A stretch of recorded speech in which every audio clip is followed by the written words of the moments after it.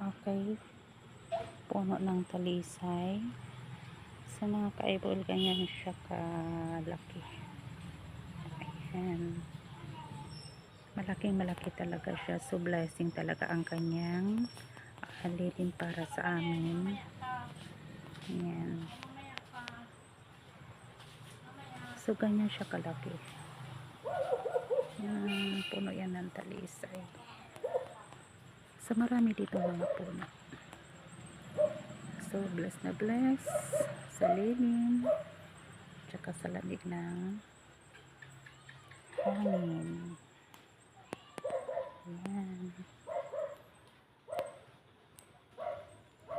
Papunta doon ng usok.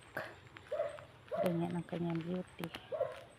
Another talisay pa rin yan sa harapan ba ng dagat. Andun yung kubo nila. Ayun pa ang isa.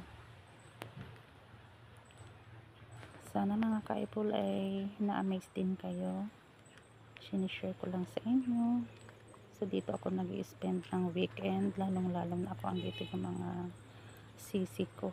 Sabi ko nga, habang buhay tayo ay wala tayong dapat sayangin na sandali mag-banding.